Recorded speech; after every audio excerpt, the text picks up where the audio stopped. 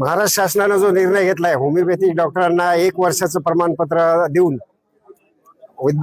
MBBS आणि त्या लेवलच्या डॉक्टरांच्या बरोबरीने रजिस्ट्रेशन द्यायसाठी जो निर्णय घेतला शासनाने, आमची जुनी मागणी असून सुद्धा आमच्या मागणीकडे दुर्लक्ष करून बळजबरीने हा निर्णय लादला, त्याचा निषेध म्हणून आम्ही काल 1 दिवसाची ओपीडी बंद ठेवली आणि आजपासून सर्व तात्काळ सेवा सुद्धा बंद केलेल्या आहेत. आजपासून सगळं ऍडमिशन आम्ही खासगी लेवलला आम्ही सगळं बंद केलेलं आहे. किती दिवस बंद आहे?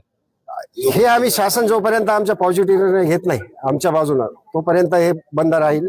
हे एकमतानं ठरलेलं आहे. आजच्याच बैठकीत सुद्धा त्याचा निर्णय झाला. नाही, रुग्णांची हेळसांड न होण्यासाठी आम्ही त्यांना व्यवस्थित काउन्सिलिंग करू आणि गव्हर्नमेंट हॉस्पिटलला त्यांना पाठवू, त्यांच्या ऐकून घेऊ त्यांच्या सूचना. परंतु आमचे हॉस्पिटल त्याच्यासाठी बंद राहणार आहेत. शासनाच्या सेवेमध्ये त्यांना पाठवून देऊ. सर्व खासगी हॉस्पिटल बंद आहेत. आज आमचं 100% बंद आहे आज परभणी. आणि जर आज रात्रीपर्यंत काही निर्णय झाला तर उद्याही कंटिन्यू राहील. आज महाराष्ट्रभरात बंद आहे, सर्व महाराष्ट्र. इंडियन मेडिकल असोसिएशन म्हणजे MBBS आणि MBBSच्या वरच्या डिग्री असं डॉक्टरांचे असोसिएशन आहे.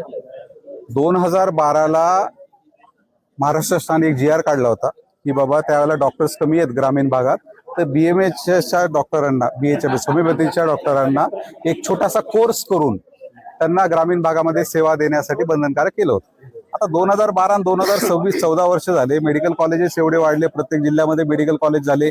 MBBSचे स्टुडंट खूप वाढले, MBBSच्या सीट वाढल्या, मुबलक प्रमाणामध्ये MBBSचे डॉक्टर्स अवेलेबल आहेत. सध्या शासनाला गरज नाही MBBSच्या डॉक्टरची म्हणून त्यांनी बॉन्ड कॅन्सल केला रिसेंटली, तुम्हाला माहिती आहे.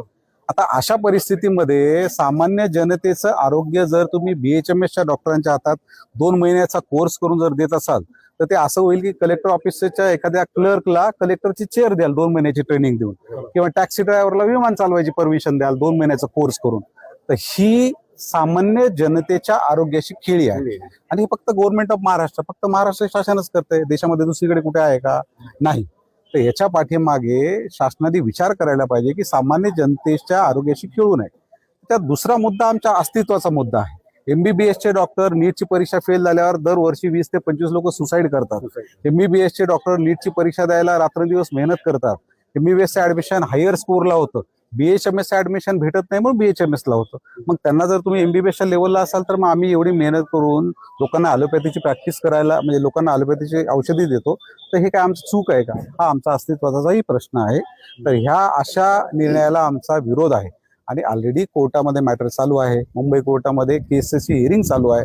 अशा परिस्थितीमध्ये शासन असा घाट का घालतंय आम्हाला कळत नाही. शासनाचा काय करण्याचा असा प्रयत्न आहे का? कदाचित जाणीवपूर्वक असेल किंवा मग शासनाला लक्षात आलं नसेल की MBBSचे डॉक्टर्स आता खूप जास्त प्रमाणात आहे. हे जर त्यांना लक्षात आलं त्याची गरज पडणारच नाही ना. आणि प्रत्येक काउन्सिल हे वेगवेगळं आहे. होमिओपॅथीची औषधी वेगळी आहे, त्यांचं शिक्षण वेगळं आहे. आयुर्वेदिकची औषधी वेगळी, त्यांचं शिक्षण वेगळं आहे. आमची औषधी वेगळी, आमचं शिक्षण वेगळं आहे. आमच्या घरात त्यांना घुसवायची गरजच नाही ना. साधी सरळ गोष्ट आहे. तर हे शासनाने मान्य करायला पाहिजे. जनतेच्या आरोग्याशी खेळणी चांगली गोष्ट नाही. आणि राहिला दुसरा प्रश्न की याच्यामध्ये रुग्णांची हेळसांड होते का? तर आम्ही आमच्या परभणी ब्रँचने निर्णय घेतलेला आहे की रुग्णाची हेळसांड होणार नाही. इमर्जन्सी कुठलाही रुग्ण आला तर आम्ही त्या रुग्णाला सिव्हिल हॉस्पिटलला घेऊन जाऊन तिथं आम्ही सेवा बजावू, जेणेकरून रुग्णाचा हाल होणार नाही.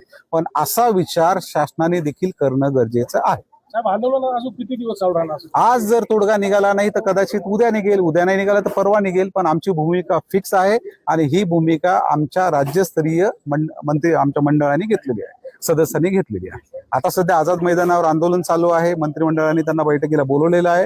त्यातून काही तोडगा निघाला तर ठीक, नाही तर ही भूमिका आमच्या अशीच राहणार. कंटिन्यू. येस.